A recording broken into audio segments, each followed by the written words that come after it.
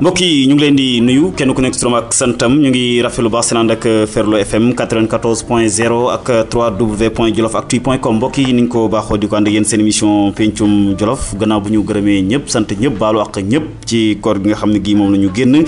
tey ñu ngi ci am mbégte baax dalal ci inspecteur Idrissa Samb inspecteur des impôts domaines nekk tamit njiital mouvement Dem Jolof en marche Idrissa ñu ngi lay nuyu. waaw asalaamaaleykum wa rahmatullah daam maa ngi lay ziar di la tatagal di nuyu auditeur Ferlo FM ak jolofactu.com di nuyu aussi waa Daara Jolof waa Sénégal ak diaspora bi yëpp comme ni nga ko waxee aussi ñi koor gi jeex na ñi ngi baal àq ñëpp di baalu ñëpp àq di ñaan yàlla lépp lu ñu ci jaamu yàlla na ko yàlla nangu yàlla nañu yàlla boole ci ñi nga xamante ni incha allah déwén danañ bokk ci ñuy woor. alors inspecteur ci koor gi xanaa sonnoon nga de xam naa ne fu ñu la gis yaa ngi test dugg ak génn. waaw sonn gi moom du ci ñàkk ndax yàlla moo ne wala laqad xalaqnaa linsaana fii kabadin dama bind doomu aadama ci épreuve maanaam ci coona kon wax dëgg yàlla dèjà bu ko yàlla waxee rek.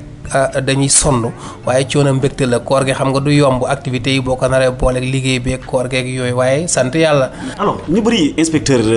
maire bu Gang moom daanaka fi mu toll nii lañ wax ne gan Idrissa Samb ak Gang lan moo ko boole ak waa Gang. waaw loolu dama ciy sawara wax ndax Gang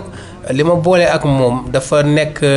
dëkk boo xamante ni su ma maam Abdou Samb bi jur sama wayjur bu góor fa la ñu ko denc. sosu ko dafa fekkoon waa Cooyeen ñu sant Cooy ñoo sos Gang mais moom Njoosi la baaxoo ci liñ ma nettali dafa demoon foofu béy bi mu demee bay foofu ñu abal ko ay tool yàlla dogal at moomu nag bay bi nangu lool ñu dem ba mënul delluwaat yóbbuwaat li mu récolté Njoosi fa la doxee foofu mu dëkk fa ba mu fa dëkkee yàlla dogal mu nekk nitu lislaam ba jumaa jooju tey nekk ca Gang moo ko tracé moo ko taxawal daan jàngale alxuraan sama papa ñoom ñëpp fa la ñu juddoo waaye depuis bi ñu nekkee xale aussi moom mu génn àdduna ci année 50 yi la sama papa woo ñeeku ci liñ ma nettali suñu maam Mayoro Mbay mi nga xamante ni tey mooy moom pencum Daara Mbayeen moomu jëli sama maam Joxu Caan mi nga xamante ni mbokkam la indi si la sama papa ñoom ñëw ñun ñëpp suñu famille yëpp ci sama mag yeeg ñi nga xam ne ay 50 et quelques at yëpp ñu ngi juddoo Daara Jolof waaye Gang li ma boole ak moom mooy li ma wax léegi dama ko yéex a découvrir ndax nit boo amee fu sa maam cosaano wala mu mbokk fa sa bàyyi dem ba tey jii imaam Omar Samb ku ne xam na ni mu mel ci Daara Mbayeen juddoowu fi waaye fi la jiite def fi dund fi lu ëpp 60 ans ci Daara ñëpp yaakaaroon na bu génnee àdduna fi lañ koy denc mu préféré nañ ko yóbbu Gang kon Gang man ak moom la ma doon wax naan may meeru Gang histoire boole nañu te Gang incha allah man ak Gang ba géej gi fer. alors inspecteur Idrissa Samb ci cosaan li ci wàllu njàng mi tamit laata ngay nekk inspecteur des impôts domaines am na fu bëri foo xam ne fii jaar nga fa ci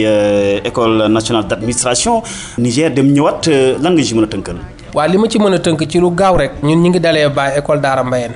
fa la ñu amee entrée en sixième bi ñu fa jógee ñu dem Kaolack lycée Valdiodio Ndiaye fa la ñu amee bac série S2 jóge fa ñëw université def fa sciences économiques option politique économique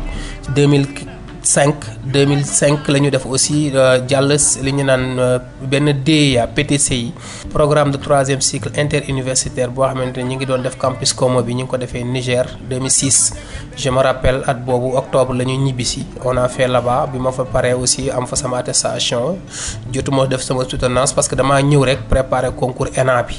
maa ngi wax léegi campus Como boobu PTCI bi ñu koy def on était presque 3000 candidats yàlla dogal ñu jël ci 25 ma bokk ca ñooñu ñu jël bi ñu demee foofu aussi y avait des notes éliminatoires ku fa am moins de 8 dañ lay dàq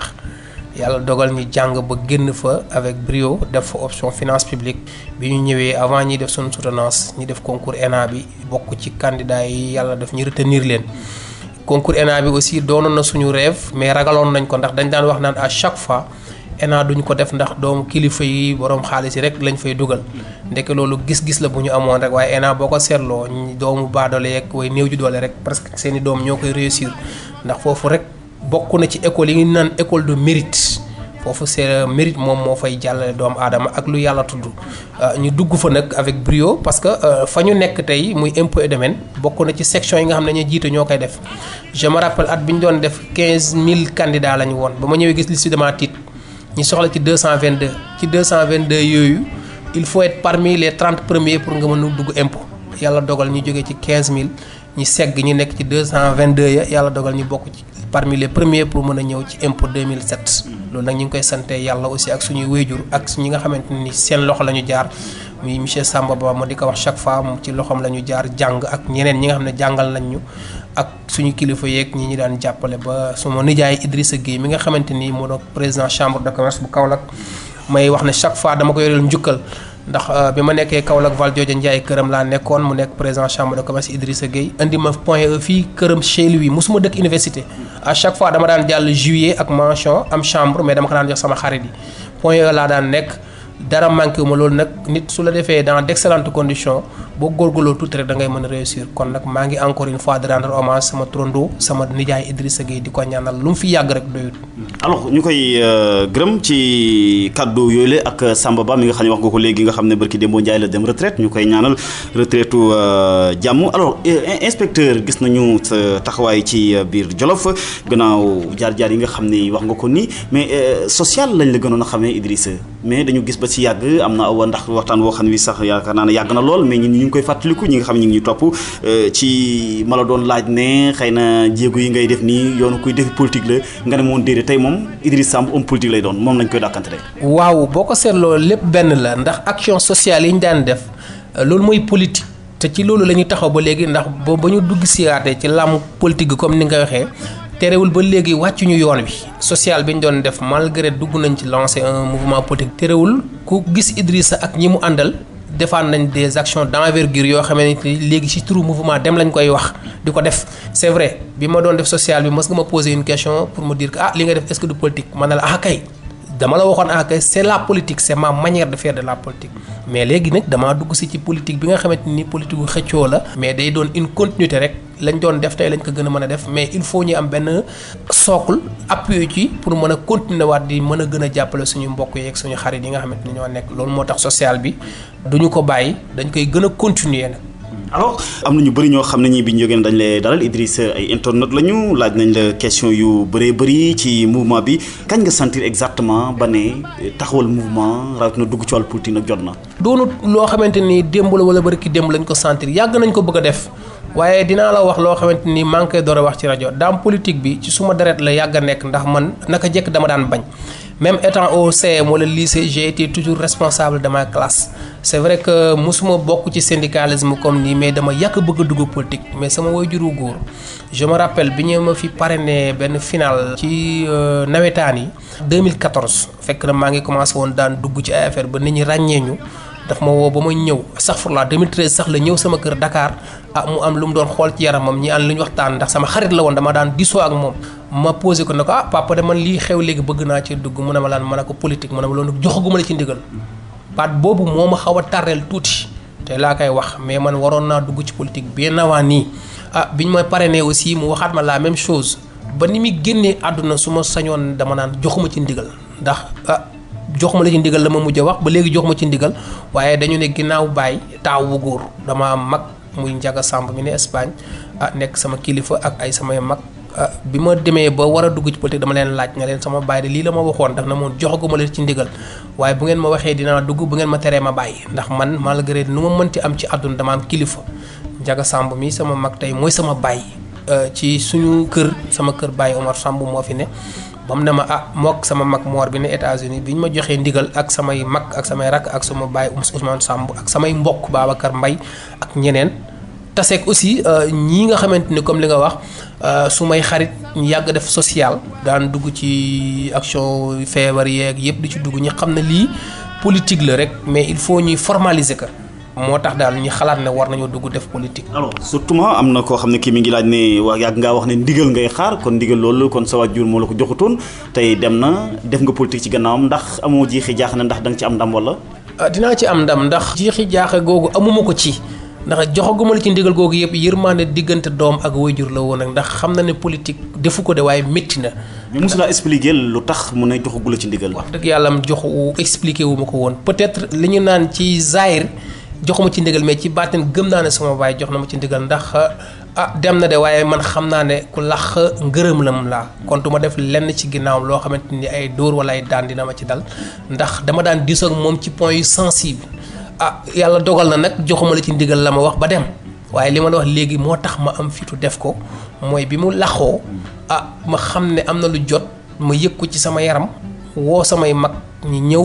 ma wax ak ñoom laaj leen na leen ndigal lay laaj nëbbu ma leen aussi wax jama ca waxoon ak sama waajur wu góor ñu ne ma bu fekkente ne loolu la de mën nga ko def avec des réserves aussi jox ma ñaan jox ma ndigal moo tax ma def ko waaye awma ci benn xel ñaar ka ni lii ñuy def incha allah danañ ci am li ñu bëgg ndax taxu suñu njëriñu bopp taxu ñoo jóg su doon suñu poche bopp kese yàlla suturaal nañu mën nañu am lu ñu dundee weer ba déwén duñ ko def waaye politique bi suñ ci duggee rek pour jéem a jàppale suñu gox la jéem a jàppale suñuy mbokk. alors justement da nga yaakaar ne boo duggee ci politique bi mën nga indi beneen touche beneen doxalin bu yees gis-gis ban nga am ne lii yaa ngi koy def donte ne social bi yàgg nga koo def am nga ci action yoo xam ne def nga ko dans le département de Linguère mais dafa doyut nga yaakaar ne politique dong moo tax nga bëgg a mottali fa nga bëgg a jëm. waaw loolu daanaka boo ko waxee social bi commencement la woon mais dafa am li ñu naan benn diagnostic bu ñu def man ak samay xarit yi nga xamante ni ñoo composé le mouvement Dem mu nekk ay cadre nekk ay sage nekk ay étudiant nekk ay enseignant nekk ay doomu daara nekk doomu ndakaaru nekk ci diaspora bi dañu toog xalaat ne ñun kat jamono ji laaj na ni ñu gisee Jolof en général daara en particulier mu nekk doom boo xamante ni daanaka mën naa wax ne baayoo la mais doom bii nekk baayoo màgg na yàlla suturaal ko ba mu am boroom kër bu dee jigéen wala mu am soxna bu dee góor ba am njabootam muy ñun ñiy constitué ko nag màgg nañu waaye bi ñu gisee suñu baay ji wala suñu yaay ji nekk baayoo ay waajuram teel a génn àdduna ci waxin muy daara di Jolof ñi fi nekk kës néew dañu ko fàtte googu ñi ko fàtte nag mën naa ci wax lenn daam yënga ne institution muy Sénégal dafa am ñaar yu mu dogal yu majeur muy acte 3 de la décentralisation bi nga xamante dafa jël ressources yëpp ne dañ koy delawaat ci mairie yi ñu ne waa déedéet Sénégal am benn li ñu naan plan Sénégal émergent boo xam ne d'ici 2035 ci loolu la ñu sukkandikoo ngir liggéey ñun doomu daara yi ñun doomu Jolof ñi def benn constat que ne lii di plan Sénégal émergent ci lu ñu xam kas néew amul lenn lu mu prévoir pour daara ñu ne fii ba 2035 kon daara lay seetaan en tout cas. parce que xëy na du daara wala daara rek nga. daara la ñu constaté dinaa ci ñëwaat bi ñu demee autorité gis ne plan Sénégal émergent am na ay manquements ñu rattrapé wu def PUDC bi ñu defee PUDC def Promoville bi ñu defee Promoville defaat Puma ak yooyu mais ci biir loolu malgré ñi ngi rectifié wu ci suñu xam-xam ak lu ñu yëg kës ñëw daara bénéficié wu ci PUDC bénéficié wu ci Puma bénéficié wu ci Promoville bénéficié ci PSE ñu ne kon nag il est temps ñu jóg bu ñuy jógee incha allah ñun tamit ñu def benn groupe benn say mu tudd lu mouvement Dem jéem a toog ñafe dem bokk fa ñu décider ndax loo fekkee la ñuy séddee yaakaar naa kenn du la fàtte. mais inspecteur boo demee ba ne PUDC deful dara département Linguère ndax bu boobaa duñ ne am xel ñaar ci ne inspecteur xamul département Linguère. PUDC certes village yi nga dégg ñu am forage am ay piste de production yëpp wax dëgg yàlla am PUDC mi ngi def dans le Jolof dans le département de Linguère. mais à l'intérieur ci biir daara ci biir daara dañoo gis ne daara dañ ko fàtte. mais pourtant PUDC ak Promoville wala leneen mais demal Linguère dans la ville de Linguère pour ne pas le citer ndax ku wax Linguère wax daara Linguère de bénéficié wu na ci retombées yi PSE wala retombées nangam. lu ci mel ni par exemple. mais bari na Linguère est une grande ville léegi déglu naa ci émission sama mag Aliou Ngoye wax na ne Linguère bokk na ci les villes les plus éclairées du Sénégal daara fait partie des villes les plus sombres du Sénégal lan moo ko waral parce que ñun amuñu koo xamante ni mën nañu jàppale tali ya nekk biir Linguère ku ne gis na ko et cetera réalisation ya fa am yëpp am na mais yooyu yëpp waroon nañ mën nag lu mu bon am lu watatu ñëw ba ci biir dëkk bi moo di daara mais li ma wax daal constat bi yow gis nga ko daara daal ci nguuru président Macky Sall ba léegi wax dëgg yàlla am Jolof def nañ fi lu ne waaye daara ba léegi bénéficié wu ci li may wax waa daara ak may dégg su fekkente ne ñoom am na lenn lu ñu gis ne lii li ma wax amul nañ ñëw ne ma programme bii kat PSE moo ko defal daara wala lii PUDC moo ko def wala Promoville lii moo ko def wala et cetera et cetera. waaw loolu nag constat bi ñu def la ak yeneen yi nga xamante ni ñi fekkee naan dëkk boo fekkee ñi yàq te jógoo bokk ca ñey defar wala nga fekk nit di xeex te àtte woo da ngay yàq loolu daal moo tax muy jigéen muy góor muy mag muy ndaw ñu ne nañu ñëw jàppale suñu dëkk bokk ca ña nga xamante ni ëllëg danañ toog fa ñuy décider. incha allah mais exactement lu jëm ci ñàkk a defar googu nga xam ne wax nga ko na constat gis-gis bu ngeen def la ndax da nga yaakaar ne président Macky Sall mu sóoraaliwut daara Jolof wala ñam fa teg ñëw sóoraaliwut daara Jolof parce que am na ay démembrement. président de la république du ma ne sóoraaliwut daara waaye ndax li ñu naan daanu dajul suuf président de la république instant yi dafa am ay ndaw moom Sénégal lay jiite Sénégal daf ko constituer en gouvernement am ay ministre am ay directeur am ay PCA am mais le constat est que depuis nos indépendances jusqu'à maintenant du président Senghor jusqu'au président Macky Sall en passant par Abdoulaye Wade Abdou Diouf daara n'a jamais eu de ministre daara n'a jamais eu de directeur presque national boo xamante nii kat dina mën a wàññeekuwaat di jël ci doomu daara ya lépp luy ñëw ñuy sédd wax dëgg yàlla am ce n'est pas parce que damay def wujjee diggante Linguère ak daara mais nguur gu fi ñëw ministre ba Linguère lay bokk waa Linguère aussi jël seeni doom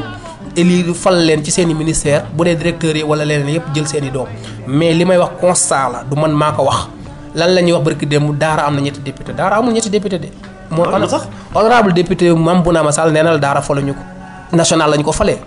suñu yaay suñu tante Ndeye Magane gisee gis nga ko daara amul benn député à part xanaa soxna Aniya Mbengue bi nga xamante ni ci listu APR la ak suñu sœur Ndeye Magane gisee mais loolu am na solo mais li ko ëpp solo mooy war nañu am tooguwaay ministre. daara falul seen député donc. daara non. Jolof d'une manière générale. Jolof ñoo fal seen député mais daara falul député am ñoom département de Linguère moo leen fal mais li ma bëgg a wax mooy daara il est temps mu am bokk ca fa ñuy séddee ak fa ñuy séddalee tant que amuloo doomu daara pour souche bu fa dëkk xam ne ëllëg bu ñu ko nommé wala ñu jox ko tel ndomba tànk dina jël doomu daara jàppale ko wax dëgg yàlla am suñu dëkk bi dina am toujours recul ña fa nekk la ñu mën ña ngi koy def mais à chaque fois su ma waxee nag daara laay waxal mais damay bàyyi xel Darma Deyali bàyyi xel Mbëllëxe bàyyi xel ñooñu ñëpp li daara di jooy la ñuy jooy affaire bi yëpp dafa am koo xam ne da ngaa yor sa lekket rek fa nga dëkk ngay jengal yaakaar naa nit ñi dana xam li ma bëgg a wax. alors mais dem bu ngeen dee ba tuddee seen mouvement bi dem am na ñu la si ko sax yaakaar ne te muy lu am Jolof yàgg naa marche yàgg naa dox xaw ma lu tax ngeen bëgg a ñëw ne Jolof en marche. Jolof yàgg naa dox mais dafa war a daw waxee mën nañ ko waxee noonu Jolof en marche ça ne veut pas dire Jolof musul marché non loolu ñun buñ ko waxee sax xas nañ suñu papa Ali Salah xas suñu papa Baba Dioum xas suñu mag Mao Ndiaye ak papa Alioune Sarr Jolof mi ngi dox. daara mi ngi dox ak yeneen yi nga xamante ni moo wër mais dañoo bëgg làbbali dëkk ba gën ko làbbali mu daw ndax li ñu naan fas lu mu daw làbbali war ca looloo tax waaye wax dëgg yàlla am su ma ne Jolof doxut dama nekk ki ñu naan un nihiliste Jolof mi ngi dox bu baax a baax waaye ñun dañoo bëgg indi suñu touche personnelle ndax loo mënti gis yóneen sax yàlla bu ko yónnee ay xale lay yónni boo amee 40 ans rek déjà mat nga maxamaane nekk nga kilifa war nga mën a doxal sam xel dina neex te suñu mouvement bi ginnaaw tuuti mag yi nga xamante ni soxla nañ seen xalaat ak expérience ay xale rek ak i jeunes ñoo xamante ni la moyenne en tout cas dépassé wul 45 ans ba 15 ans ba même 5 ans xale yu ndaw yi sax ñu ngi dem. alors mais dem ci boppam bu ñu gisee dëgg-dëgg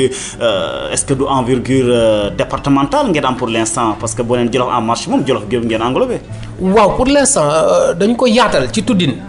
dañu yaatal ne Jolof tuddee ko ndax suñu ne woon daara en marche su bu ñu bëgg a yeewu ne dañ ko tuddeewaat Jolof en marche dañ naan da ngeen tuddaat mais pour l'instant dañu circonscrire suñuy action biir daara mais ma xamal la daara rek moo fi sant Jolof wala boog bëri na dëkk yoo xamante ni santuñu Jolof kon bu ñu ne Jolof en marche mi ngi sous-entendre que daara en marche kon suñuy action bu ñu ko circonscrire ci daara ba pare ëllëg ñi war a yaatal def Sagata def Gassane def Thiel def Mbay Awa def Linguère def boobaa mu door a nekk Jolof en marche mais li ñu naan qui trop embrasse mal étreint bu fekkee da nga bëgg a jëlandoo lu baree bare am na lu bëri li ngay ñàkk day bëri nit mënut a jàppalandoo ñaari jaar comme ñun ni ci ëpp composé suñu mouvement bi daara la ñu bokk nañu yemandi daara suñu objectif premier su dee liñ ko bëgg mooy ci biir daara def ba waa daara gis ne xale yii kat mag ñi jigéen ñi góor ñi kat liñ doon wax def nañu ko ñu yaatal ko ndax échéance yi ci kanam laaj na yaatal Linguère ñi maayeel le département boobaa nag turu Jolof en marche dëgg nag door a wuyu borom. alors mbokk yi yéen a ngi ci seen émission pencum Jolof ñu ànd ci ak inspecteur Idrissa Samb nekk njiital mouvement dem Jolof en marche mais inspecteur lu jëm ci li nga xam ne moom mooy mouvement bi tey jii boo demee ba tuddee ko benn mouvement politique mouvement citoyen lañ xam soit yaa ngi ci pouvoir wala yaa ngi ci opposition wala yaa ngi ci société civile mouvement citoyen mais mouvement politique loolu mooy lan par exemple. waaw mouvement politique comme son nom l'indique mouvement bi mouvement loolu amul ci politique. ok mouvement politique yi bari na mouvement politique fu mu am. mouvement politique amut inspecteur. mouvement dafa am mouvement social am na mouvement politique ñun dañuy def politico social. te ngeen nekku leen ci pouvoir nekku leen ci opposition. waaw xam nga ñun luy suñu credo du dañu fixé wu ne que dañuy contre pouvoir wala dañuy ànd ak opposition pour l'instant suñu mouvement fi ñu ko créé échéance yi ñu jëm dinañ déterminer wu mais dama ne ñun bi ñuy créé suñu mouvement nii pour mu leer on est à équidistant du pouvoir et de l'opposition parce que le mouvement Dem dafa nekk mouvement bu composite te lu jaaxal ñu bare la. mais kon bu boobaa kay ngeen tudd mouvement citoyen. déedéet wala ngeen nekk société civile. non société civile du politique. mais dañuy politique mais parce que. mais kon ngeen nekk citoyen mouvement citoyen mais kon ngeen nekk pouvoir wala opposition mais mënu leen ci inspecteur bu leen ngarale. mais attends mais soo demee France am na ñoo xam ne dañu naan ils sont dans le centre. ñun mën nañu nekk genre équilibriste ñoo xamante ni ñoom su opposition naree xaabaabal ñi woo ko su pouvoir naree xaabaabal ñi woo ko mën naa am ñun ñu ngi ci centre bi mais loolu situation transitoire la. mën boole ko bëgg a jiite nag. kay bu demee ba jiite nekkatuñ opposition ba waa ñu ngi pouvoir ndax même bu dee da nga jiite ab mairie wala nga jiite ab collectivité locale non yaa nekk pouvoir. non mais jiite ngeen bëgg instant bii kon kay fa ngeen fare leer na. fu ñu fare. bu ngeen bëggee jiite fan ngeen fare. mais ni ko pouvoir ni ko opposition pare ngeen a jiite ngeen bëgg. daara la ñu fare bu ñu demee ba élection nag incha allah bu fekkente ne la ñu soxla am nañu ko boobaa ñun même bu ñu àndut ak pouvoir wala am nañu opposition ñun ñooy pouvoir parce que ñoo jiite. mais pouvoir bi fi nekk kay bu ngeen ko fi jëlee kay neen opposition ngeen di xeex kon. waxuma la pouvoir lañ fiy jëlee waxuma la opposition. lañ fi nekk pouvoir lañ nekk non. mais ñi fi nekk dañ fay nekk di liggéey depuis 2012. mais pouvoir lañ nekk quand même nañ ko nangu ne pouvoir lañ nekk APR lañ nekk Benno Bokk Yaakaar lañ nekk. waaw ñoom ñooy doxal. mais yéen da ngeen leen fi bëgg a jëlee parce que doxalin wi àndu leen ci. non du ma ne ànduñu ci mais ànduñu ci lépp dinaa ci ñëw ndax am na loo xamante ni li ñu naan diagnostic la ville de Daara le département ku ne xam na ne am na lu ñu fi def waaye li fi manqué moo ëpp kon nag du ma ne dañ leen fi bëgg a jëlee mais loolu élection yi di ñëw moo koy déterminer ñoom bu ñu demee ba yàlla dogal ëllëg ànduñu ak ñi fi ne muy Benno Bokk Yaakaar wala ànduñu ak opposition ñun c'est sûr dinañu bokk ci ñiy jongante ëllëg ci dëkk bi suñu waa Benno Bokk Yaakaar ñëwee ànd ak ñun. li may wax c'est sûr ñi ñëw ànd ak ñun wala opposition am ci ñennat ci ñoom def nañ coalition ànd ak ñun bu ñu doxalee boobaa ñëpp xam na ñun jël nañu nekk au pouvoir mais li ma wax c'est clair ñun xeexuñu nguur ànduñu ak opposition pour l'instant. pour l'instant àndu leen ci kenn. ànduñu ci kenn ànduñu ak nguur ànduñu ak opposition boo ko seetloo ñun suñu mouvement bi dafa composite c'est un mouvement hybride parce que am na ci ñoo xamante ñi ngi biir APR ñi ngi dem. ñii ñi ngi réew mi ñi ngi dem ñii mosuñu def politique. ah bon ku ci mel ni man mosuma bokk parti. mais attends ku nekk APR nan lay mën a ànd ak Idrissa ki nekk APR kay fare na boppam ki nekk opposition fare na boppam yéen ngeen centre bi ngeen nekk. mais attends parce que objectif bi ñu am jamono ngi ñëw suñu demee ba élection locale 2019 di yegsi ki nekk APR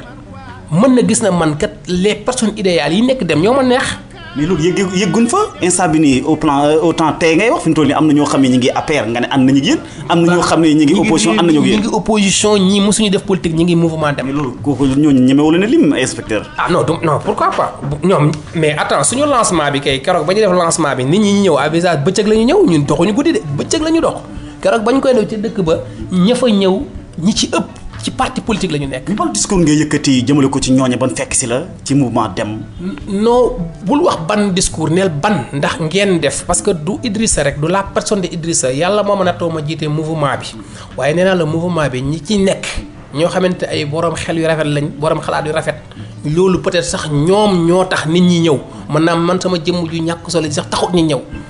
waaye nag ñooña ñi composé mouvement bi doon ay cadre doon ay kilifa doon ay jeunes doon ay étudiants doon ay jigéen doon ay góor. mais yaa sol saw daal yaa initiateur bi non. man maa jiitu mais du ma initiateur yu Dem ëpp nañu 100 personnes ay nit ñu spontanément ñu def diagnostic bii ma la wax sànq ëpp nañu 1000 personnes ñoo def diagnostic bi xam ne yoon la ñuy jóg. bi ñu jógee ñi porté ma ci kaw. oui fan ngeen toog ba ne nañ taxawal mouvement Dem parce que am na sax ñoo xëy ñi ngi xalaat Emmanuel Macron xëy na foofu nga xeltoo en tout cas xaw ma foo ko xeltoo le mouvement Dem am na koo xam ne ki def na mouvement Med moom itam Mansour Fall professeur alors mais loolu fan ngeen toogee ba xalaat tur yu ni mel yaakaar ne tur la boo xam ne bi vraiment war na mën a yokk daa Jolof. loolu nag wax dëgg yàlla ay la yeween Dakar la ñu toog def conclave si benn barab waxtaanee ko fekk nag yàgg nañu togg yëf yi mën naa wax ne le mouvement Dem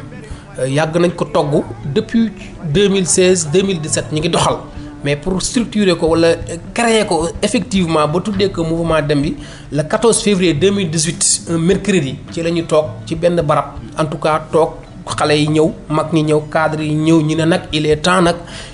mbir mi juddu. alors les membres fondateurs bu dem ñan la. mënuma lay lim ku mel ni Cheikh Fall ku ne xam na ne Cheikh Fall bu Jaxaay professeur Baba Fall docteur Falaye Souane Day Sow Jéri Ba Saliou Guèye Ousmane Sarr Abdoulaye Diop Cheikh Dayum Fall bi nga xam ne nekkoon na fi président jamono Adama Diallo ñooñu ñoo toog autour d'une table terewut ñu doon waxtaan ak suñuy mag yu nekk daara ku ñu mel ni Njuk Kobar suñu doomu ndey Demba Korka Ndaraw Diop ay Abdou Samb Ibrahima Ka bari nañu ndax ku lim jub Samba Salaan boo demee Ngom nee naa la daal Teddi Sow Suadou Ka Mbadi Jaaba Ba mi nga xamante ni keroog ba ñuy def suñu lancement mouvement bi solennellement nee na conditions yi de bu taxawee maa ngi dem nee naa la dem daam dafa nekk une force silencieuse ñi ci bokk nekk ci ay parti wala mosuñu def parti wala mosuñu def politique danañu lii bu fekkee mooy seen ab xeex mooy seen objectif maa ngi dem bari nañu wax dëgg yàlla am ñu composé dem mag ñi bari nañ ci kilifa yi bari nañ ci toll nañ suñu dàll heure bu ñu ñëwee dañu dem seeti ay kilifa ñi xamal nañu jàppale ne liggéey bi ñun ñeen koy defal. parce que ñi nekkoon ci APR lan moo tax ñu ñëw ci dem. ñooñu du ma ne dañoo ñëw ci dem pour génn APR ñi ngi APR ba léegi parce que dem bañul loolu parce que dem. mais li nga wax day lënd xel askan wi inspecteur. bu mu lëndamal xel yi ndax dem du parti politique. dem mouvement politique. mu nekk ci dem yaa ngi nii gën ci dem nga nekk yaa ngi njiital dem nekkoo ci pouvoir nekkoo ci opposition lu tax gën am keneen ku nekk ci dem nga bëgg koo dëkkal fenn. parce que ñun dem bañuñu loolu ñun dem bañuñu nit ñëw nee naa la li tax dem jóg mooy daara mais daara ki nekk APR gënuma ko bëgg daara ki nekk réew mi gënuma ko bëgg daara ki nekk société civile ki musul def politique gënuma ko bëgg dem daara bu fekkente ne mouvement dem idéologie bi mu am mooy ñi defar ay la yéwén ki nekk APR lu mu nekk APR bu fekkente ne gëm na ne lii moom ñu waa dem di wax gis na ci boppam rien ne s'oppose à ce que mu ñëw jàppale ñu ki nekk réew mi noonu keneen noonu loolu moo tax force dem loolu la force dem mooy nit dana bokk ci parti ñëw bokk ci dem parce que li tax jóg dem incha allah 2019 dana ko xam. alors ku ci mel ni par exemple ñan ñoo xam ne ñi yaa ngi ànd ak ñoom sa biir mouvement politique dem comme ni nga ko waxee ba pare xam nga ne xel ne ñu ngi seen parti APR wala ñu ngi si opposition. mën naa ci citer ku mel ni Day Sow APR la bokk Saliou Guèye APR la bokk Magaye Guèye sama xarit docteur réew mi la bokk ñooñu rek déjà pour yem foofu bari na am na ñoo xam ne ñu ngi au pouvoir ñii ñu ngi opposition ñii ñu ngi ci yeneen parti mais li ma lay waxal mooy ñi nga xamante ni Cheikh Dayum Fall bi nga xamante ni moo newoon président jamono parti socialiste la bokk pro Khalifa la bari na ci ñoo xamante ni ils ont fait de la politique. naka la équilibré bu boobaa naka ngeen ni équilibré yemale li nga xam ne mooy activités yi entre activités yu dem yoo xam ne mi ngi koy def idée dem yi muy doxal ak ñi nga xam ne ñoo faree ci nguur gi wala ñi nga xam ne ñoo faree ci opposition bi inspecteur. day yomb ndax idéal bi ñu boole mooy defar daara loolu bu ñu ñëwee dañuy summi suñu mbubu parti boo bokk. parti bii mooy daara te daara nee naa la amul couleur daara du parti au pouvoir du opposition du leneen du société civile du nangam loolu mooy idéo bi nga xamante moom moo ñu boole moo tax suñu ñëwee suñu waxtaan day yomb parce que cordon ombilical maanaam li nga xamante moo ñuy boole mooy nan la ñu toog xalaat wax ba defar yokk daara kon ku ci nekk fa nga far ak la nga bokk da ngay sumi mbubb moom a ñëw daara mooy parti bi. alors inspecteur Idrissa Samb inspecteur des impôts domaine nekk njiital mouvement dem di Jolof en marche alors mais kan moo nekk ci gannaaw dem am na koo xam ne kii laaj na ko suñ benn internet Mamadou Simbiñ Ka kan moo nekk ci gannaaw dem. dem moo nekk ci ginnaaw dem doomu dem moo nekk ci ginnaaw dem muy li ma la wax léegi ay doomu daara ay doomu Jolof nekk ci diaspora bi su fekkee am na ñu ne ci dem de mooy ñi nga xamante ñoom laa la tuddal léegi muy man ak samay doomu ndey samay mag samay papa samay rakk. samay jigéen ñoo nekk ci dem amul bailleur de fonds dem amul kenn ku nekk ci ginnaaw naan nit a nekk ci ginnaaw dem mooy saaga nga ay intellectuel saaga nga ay chauffeur saaga nga ay menuisier saaga nga comme si ñun dañuy toog di ñu xalaatal dañuy manipuler bi ñu créé suñu mouvement bi lu ne dégg nañu ko bi ñu defee suñu lancement bi lu ne dégg nañu ko ci sama page Facebook def naa li ñu naan mise au point leeral. d'accord. alors am na koo xam ne kii moom Ousmane Fall yaakaar naa tontu nga ko mu ne ndax mouvement la wala parti politique la. dem en tant que tel c'est pas un parti politique constitué maanaam du parti politique boo xamante ni comme ni parti politique yi nga xam ne classique yi noonu la mais comme depuis réforme code électoral bi dafa permettre li ñu naan ay mouvement politique exister ba mën a bokk ci ñi laaj suffrage universel local wala leneen am nañ droit créer suñu mouvement politique nag dana ëllëg. converger wala mu dem vers la création d'un parti politique pour répondre Ousmane Fall sama doomu ndey ndax xamante ne mouvement dem politiquement mouvement la mais nekkul un parti légalement constitué. mouvement politique la comme ni ñu ko tuddee. mouvement politique la comme ni ñu ko tuddee. alors entre Idriss Samb inspecteur des impôts domaines ak le ministre Aly Ngouille Ndiaye ñu bëri interpellé nañ ci fi mu toll nii mbir mi dafa mel ni am na foo xam ne fi jaar ngeen fa ci seen ni jaar-jaar ci wàllu politique bi ngeen taxawal mouvement bi nga ko taxawalee am ngeen ay audience loolu lépp tey lan nga ci mën a leeral. loolu dara amu ci jaaruñu fenn man ak Aly Ngouille amuñu benn audience man ak Aly Ngouille ba ma créé suñu mouvement bi ba ñu ko créé. Aly Ngouille non ngeen audience inspecteur. audience ban audience. amu leen benn ndaje boo xam ne bii dox na sa diggante ak le ministre de l'intérieur Aly Ngouille Ndiaye. non ma dajeeg Aly Ngouille warul doon événement xam nga Aly Ngouille suma mag la suma kilifa la ku koy sagolaa ci Sénégal ci daara ci Jolof ndax loo mënti bañ Jombor xam ne mën na daw Aly Ngouille sagu Jolof la tey ji benn ministre la am de la république bu dëkk Jolof Aly Ngouille la de surcroît un ministre de l'intérieur kon ma dajeeg Aly Ngouille sag la ci man sag la ci moom ndax bu fekkente ne li ñu naan ki nga xamante ni dafa bëgg fu mu fanaan ak ku ko wéttale tëjal bunt bi waru leen boole mais li ma leeral nii Aly Ngouille politiquement ànduma ak moom j'ai pas dit ànduguma ak moom parce que duñu saaga avenir ne suba lii ma yam waaye Aly Ngouille ne nii n'est pas derrière le mouvement Dem te ñun mouvement Dem wax dëgg yàlla am Aly Ngouille ñu mag waaye yaakaar naa daa ko ñoo jàng Aly Ngouille moo ñu jiitu ci politique bi moo ñu ëppi moyen waaye yaakaar naa ëpp gënuñoo muus ëpp ñoom xel fi mu jaar ba am lii mu am tey mën nañ fa jaar kon dama bëgg li ñuy nit ñi di wax mel ni ñun nekkuñu ay cadre wala nekkuñu ay nit ñuy xalaat ba Aly Ngouille war ñoo nekk naan moo ñu créé Aly Ngouille attends Aly Ngouille am na Aly Ngouille li muy dox bëccëg lay dox ñun bëccëg la ñuy dox suñu nekkoon ak Aly Ngouille di nga mas ñuy organiser suñuy mbir Aly Ngouille ñëw ca wala Aly Ngouille def ca su ko defoon dama koy wax. wala ñu amul benn ndaje boo xam ne bii xëy na dox na seen diggante moo xam leen loo xam ne sax da ngeen ko waxtaan entre mouvement Dem wala Idriss Samb inspecteur des impôts domaines ak le ministre Aly Ngouille. bu fekkente ne mouvement Dem nga bëgg a xam. mësul toog ak Aly Ngouille officiellement. te mën na nekk ëllëg. kon yow yaa daa demal sa bopp. mësuma demal sama bopp aussi parce que nag bu fekkente ne dama bëgg ñu leeral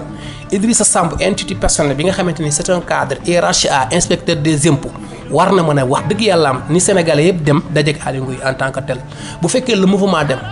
Dem bañ ko créé ba léegi mosuñu toog ak Aly Ngouille benn yoon laa ñu woo Aly Ngouille mooy keroog ba ñu waree def lancement ne ko dañu créé suñu mouvement invité nañ la en tant que leader local bu département de Linguère noonu laa jëlee sama téléphone woo Mame Bounama Sall noonu laa jëlee sama téléphone woo sama doomu ndey Samba Ndiébène Ka pendant 30 minutes waxtaan nañ ko ak moom woo naa honorable député Ndeye Mangane noonu laa wooyee sama mag sama kilifa Ali Salax Diop booba de laa gëj a dégg Aly Ngouille ci mouvement Dem lam ma wax dégg naa ko sama rakk nga yaa ngi dugg ci lu metti mais dajaleel ñëpp bul am noonu te loolu la ma Samba Ndiébène wax loolu la ma Ali Salax Diop wax peut-être samay mag lañ ci politique ndax ñoo ma ci jiitu ay conseils yooyu de la ma mujj a jox. alors mais tey jii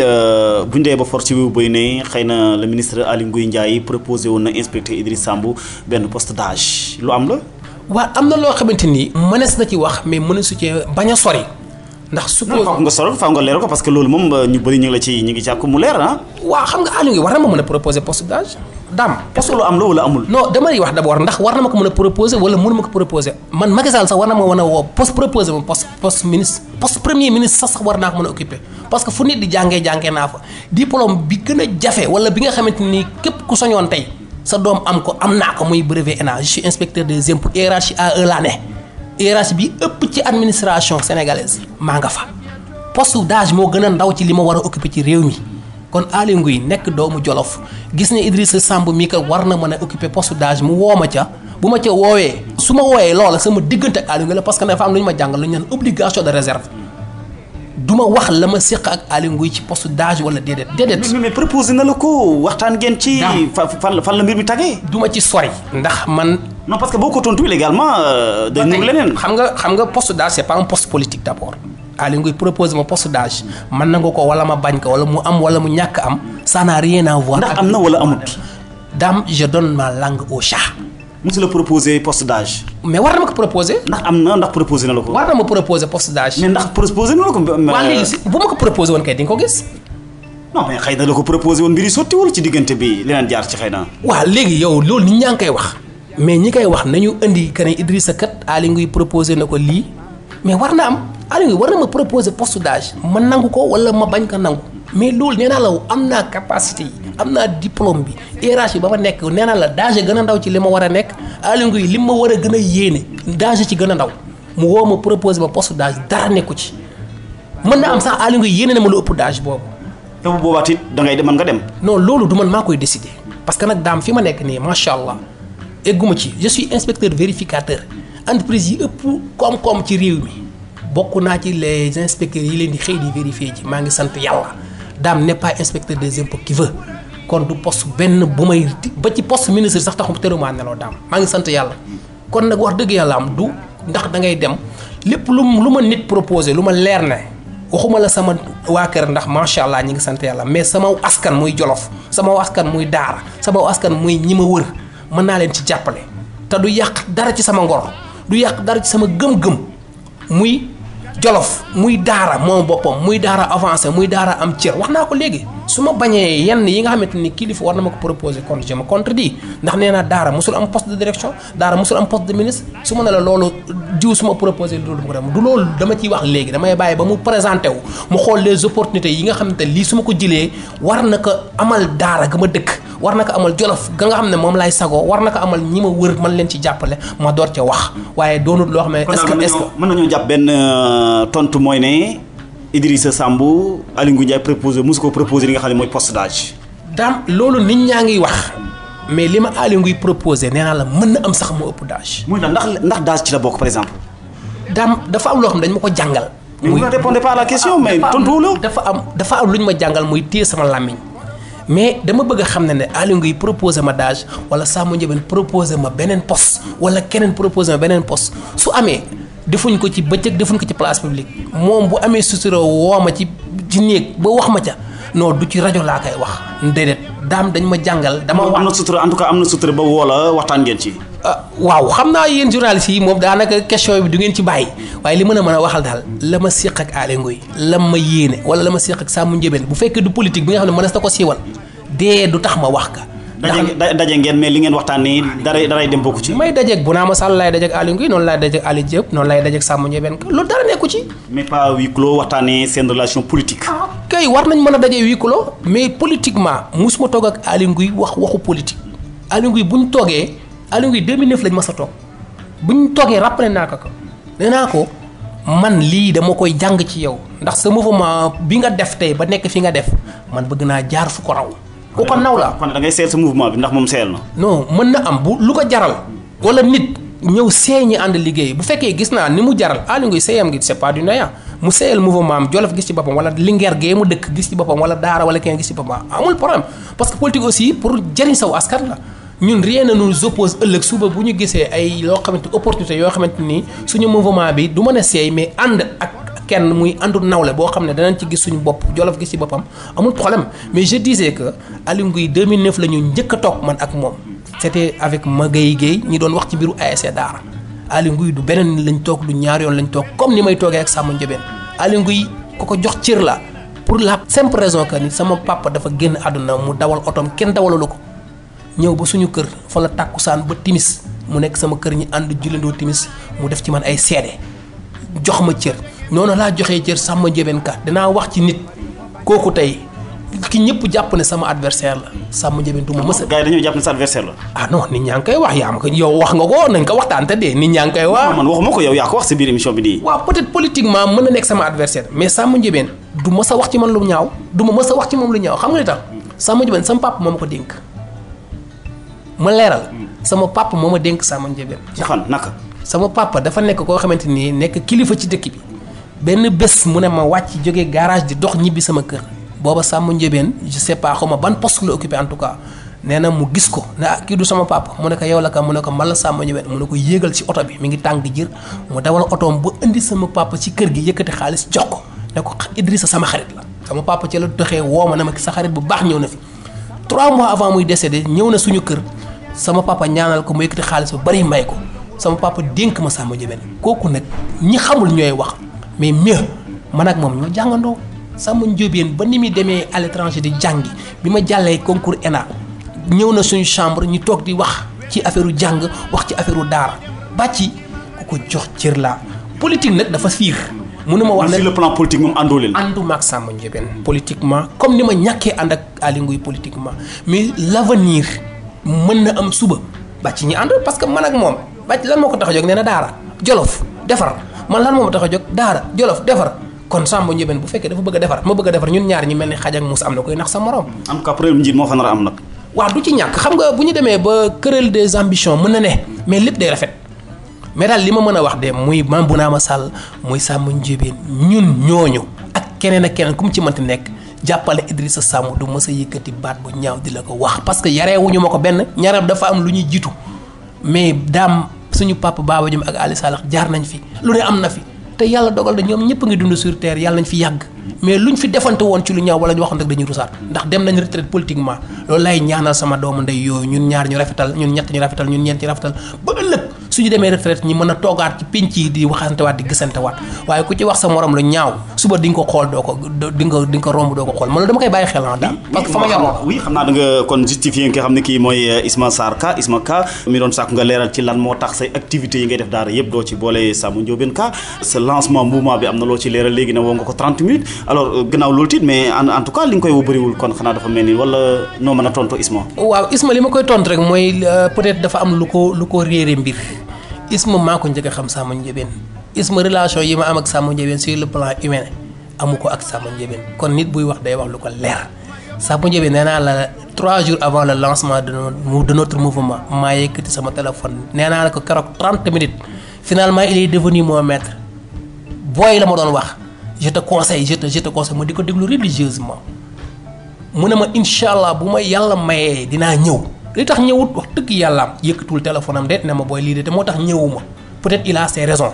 mais Samba Ndiobène woo naa ko comme ni ma wooyee Aly Ngouille comme ni ma wooyee honorable député Mame Bounama Sall di ko gërëm ndax moom wax dëgg yàlla kilifa la de waaye teew na fa malgré son calendrier chargé ñëw fa wax ju rafet am wax yoo xamante ne wax na ko joxe ñu wax yéene te ñoo bokk li ñu bëgg muy Jolof kon ni ma koy gërëmee laay gërëmee Jeegaan Mbeng di gërëm keneen ña fa teew ñëpp kon nag wax dëgg yàlla am Samba Ndiobène su ne duma ko boole ci samay suñuy activité sax laa mën a wax peut-être la ko waraloon la politique dafa fiir alors mais oui mais demain wala ëllëg ni nga ko waxee léegi mën ngeen a associé joxante loxo ànd politiquement. mais loolu moo war a mën a nekk sax bu fekkente ne intérêt wu Jolof dong moo ñu tax a mën a jóg loolu lu war a mën a nekk la. yóbbu boobaa yan condition ngay teg yan critère ngay teg pour nga mën a ànd ak Samba Ndiobène. la seule et unique condition lépp lu ñuy defante lépp lu ñuy ànd di liggéey na doon njëriñu daara njëriñu Jolof bu ci suñu njëriñ jiital loolu kese la à la seule et unique condition aussi mooy ñii ma nekk ak di liggéeyal nekk mouvement dem loola doon seen gis-gis. parce que gis nga doxalin wu lay doxal wala gisoo ne doxalin way doxal moom Samba Ndiobène. mi ngi doxal de wax dëgg yàlla mais comme man bokkuñu fu ñu far ànduma ak moom politiquement mënuma ko apprécier positivement comme négativement en tout cas mi ngi yëngatu bu baax wax dëgg yàlla maa ngi gis mu ngi def ay action sociale ca Daara ca département de Linguère wax dëgg yàlla am ku jara bàyyi xel la ku ñu mën a bàyyi xel ëllëg parce que Samba Ndiobène li ma wax ci sama bopp lay wax ci moom léegi c'est un cadre c'est un ingénieur agronome dafa jàngi am xam-xam ñëw am mérite nag ndax ba fi premier président Macky Sall di soxla réew mi bokk na ci les rares cadres di Jolof yu ko gëmoon daan yéeg ci voiture booba oto amu ko mu yéeg ci voiture sax di dem ci nit ñi di wax ak ñoom ba tey ji lu ko fi fekk daf ko mérité kon tey wax dëgg fa yàlla mënuma wax ne Samba Ndiobène mi ngi liggéey bu baax muy wax naa ko fu ma nekk dama koy wax président de la République la ko jàppale waaye comme loolu tey suñu mouvement moo tax ñu jóg man suñu programme. en tout cas entourage bi daal xam naa ne moom moo war a gën a xoolaat sa diggante yaa Samba Ndiobène. waaw loolu moom moo koy xool man su ma diggante ak Samba Ndiobène daal entourage am du ko yàq sama entourage. gis gars yi di la sànni xeer amul problème nañu sànni xeer rek may waaf parce que loolu mënul ñàkk peut-être ay xale lañu wala ay mag yoo xamante ne il faut aussi ñi yëngatu. parce que politique nag parfois tendance da ci am solo. ndax moo koy dundal. ndax boo nekkee di saaga Idrissa wala peut-être ne ko def naa lii peut-être pour mu kontaan ci yow xam naa peut-être loolu la rek. mais Idrissa Samb inspecteur des impôts domaine fukki minutes ak juróom moo ñu dese mais tey boo toogee mouvement bi tey élection locale mi ngi fi mais laata élection locale présidentielle mi ngi fi présidentielle yow nga ne cap local. ndax boobaa duñ ne présidentielle da nga ko bëgg a camoufler nu rek yokk mais il faut que mu leer waaw loolu daam ñu ngi ciy waxtaan. mais li ñu tax a jóg te ma wax ko léegi te nëbbatuwuñu am na ñu naan ma sax da ngeen a teel a wax seen bëgg-bëgg ak fi ngeen jëm ma ne ko déedéet bu fekkee fi ngay jëm ñeme nga fa te xam nga li nga bëgg da nga koy teel a wax mouvement dem li mu gën a bëgg mooy bokk ca instance de décision locale muy la mairie. conseil départemental yaak yeneen ya ñu bokk fa waxuma ñu jël ko jiite ko de parce que loolu prétention boobu du ma ne am nañ ko waaye nag nañ ñu bàyyi xel ndax ku ne gis na ne président de la république Macky Sall 2008 la jóg am réew a gën a dis fuuf mu liggéey ba am ko kon ñun bu ñu jëlee ne dëkk daara nag yaroo fa tekkee fa jëriñ waa daara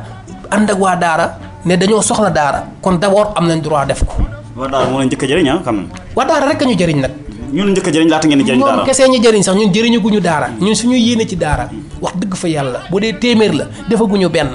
kon nangu naa ne waa daara rek a ñu jëriñ. ndax mais bul sotee présidentielle. présidentielle yi. présidentielle également dafa am lu am solo lool ci local. dinañ ci am position bu déterminante nag. muy ban par exemple. non loolu mënaguma ko wax parce que instant yi les jeux de coalition ñi ngi ci nit ñaa ngi xaar nit ñëw indi ñu programme nit ñëw indi ñi lan la gis lan la bëgg a def mais nag ki ñuy jàppale ëllëg ay la mu nekk opposition wala mu nekk pouvoir condition yii lañ koy tegal lan la daara mën a am ci sa mandat duma wax cette fois-ci la Jolof de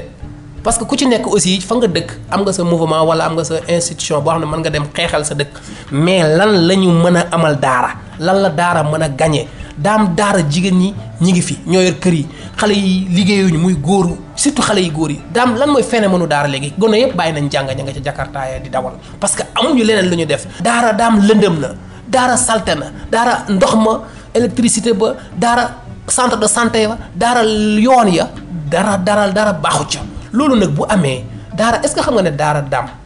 sur le plan démographique mën naa wax ne mën na Linguère 2 fois wala leneen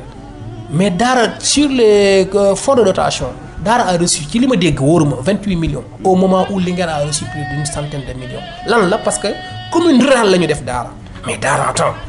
daara booy lim les 10 villes wala les 20 villes les plus dynamiques du Sénégal nga boole ko ci ba bàyyi nga koy bàyyi comme statut commune rurale mais est-ce que xam nga ne daara mooy dëkk boo xamante ni c'est comme la Gambie dans le Sénégal daara dañ ko ceinturé par une commune que je vais nommer Thiamène daara léegi dafa am ay doom yoo xam ne macha allah dañuy màgg di yokk mais muy man muy sama morom képp koo xamante ni tey bëgg nga génn sa kër bàyyi da ngay dëkk si commune jàmbur loolu nag bokk na ci li tax doomu daara yi jóg ne dañuy jógaat au moins waxtaan ak waa Thiamène waxtaan ak nguur gi ñu defaat un nouveau découpage administratif parce que mënuloo ne ci dëkk soo sànnee à 100 mètres dugg ci dëkku jàmbur loolu lu garaaw la sax te ëllëg li ñu naan conflit foncier mooy tasab dëkk te lii muy diggante ni ñu Thiamène ceinturé ndogonu booy dem CRZ ba Thiamène la nga génn sama koñ daara Mbayeen à 500 mètres yaa ngi Thiamène nga dugg Nget yaa ngi Thiamène te daara di yokku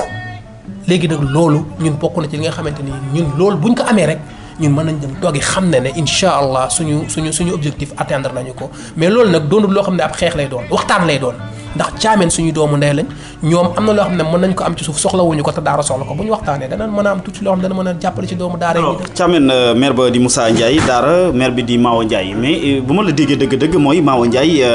gestion bi muy doxal waa dem àndu ci.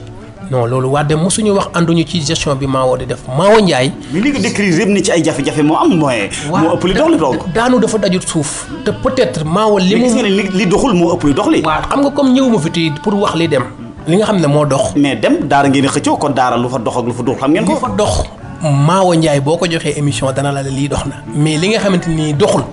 mooy li ma lim léegi te li ma wax it du ma ne lépp doxu ca mais li ci ëpp mënees na koo joyantiwaat foofu lay waxee nit nag boo ñëwee ne ko lii doxut yaa ngi koy jàppale ndax da nga ko ubbiloo ay bëtam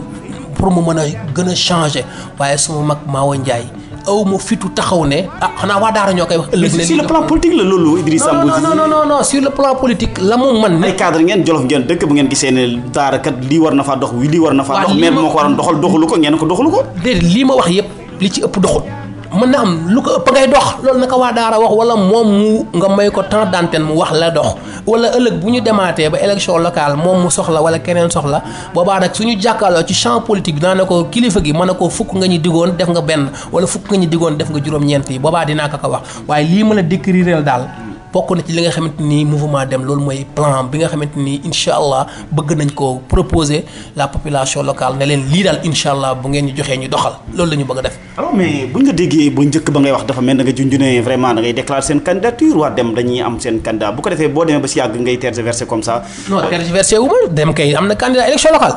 Non ñun rek ñoo fi njëkk a déclarer candidature élection locale 2019 bu fekkee élection dina am loolu kay bañ naa ko ba nee naa cap sur 2019. ndax dañuy gagné nag yàlla moo xam ndax yàlla moo ne maay joxe nguur waaye maa koy rocc gis nga bu yàlla ne waa dem ñooy jiite commune de Daara nit mënu ci dara yàlla dina def ci xolu doomu aadama yi ku gis waa dem bëgg leen waaye gis nga bu yàlla ne duñu ko jiite suñuy indi woon ay milliards di ko fa sotti aussi du dem ci loolu aussi maa ngi wax ñun dañoo dugg ci politique mais autrement daam ñun dafa am lu ñu fekk ci terrain politique ba mooy politique gu joxe xaalis politique gu kaay ma jënd la politique gu financé politique gu joxe naa suukaru koor politique gu non ñun du ñu defee noonu ñun nee nañ dañu ne politique gu autrement loo xamante ne li ñu yor fasu ko tax wi ñu yor dañuy ñëw ànd ko ak yow ne la kaay war ci ñi dem mooy li ñu am mu néew mu bari dañuy ñëw séddale ko doomu daara yi en quoi faisant mooy action sociale yooyu ñu doon def indi fa docteur yi nga xamante ni su dul man di sama morom wala muy sama bokk na ci gis na exactement nga tontuwaale ki laaj ne kan mooy financé waa dem rawatina inspecteur Idriss Sambou dem mooy financé dem dërëmu kenn ku ci mas a dugal dërëm xam nga wax nga cinq sama rak Isma nee na Aly Ngouille moo ñuy financé wala Aly Ngouille nangam Aly Ngouille bu fekkee mas nañoo jox 1 franc. seen journée médicale yi ngeen doon def. journée médicale yi ñu mujj a def nii passé je peux dire 80% financement bi man la docteur Ibrahima Guèye sama rak Sayer Diadje ak Cheikh Daïf Ka ak samay xarit yi nga xamante ne wax dëgg yàlla am du ma leen tudd parce que ñoom ñoo may jàppale waaye nag mën naa citer ne Aly Ngouille bokku ci.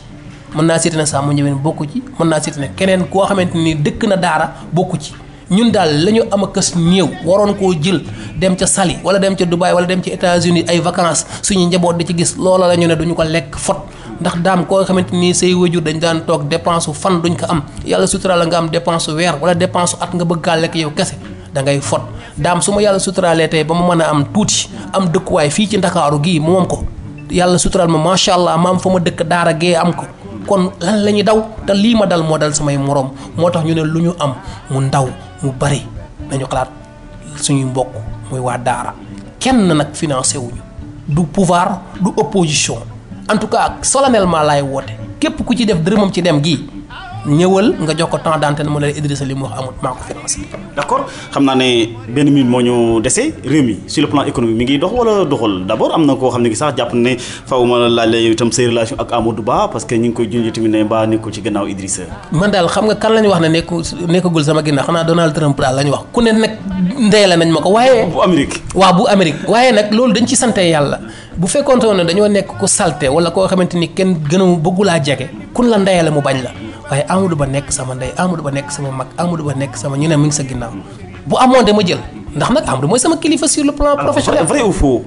question yi mu courtois. amul Amadou Ba sama kilifa la ndax mooy sama ministre de tutelle na quand même Amadou waruñoo réeroo sax. mais am ngeen relation yu bëri. wax dëgg yàlla am ku ko jox cër la ku ko naw la waaye un ak Amadou Ba relation. alors Ousmane Sonko nag oui bëgg ngaa gisante ak moom. bu métti sax kay xamante ak Amadou Ba kay xamante ak moom man moo ma war tax ndax nit nag boo duggee ci këram nag war ngaa xamante ak moom te kër Amadou Ba laa nekk nag daal ci inspecteur des impôts direction générale des impôts et domaines laa nekk ministère des finances Amadou Ba moo ko jiite kon kay kooku ma xam ko c'est normal. alors inspecteur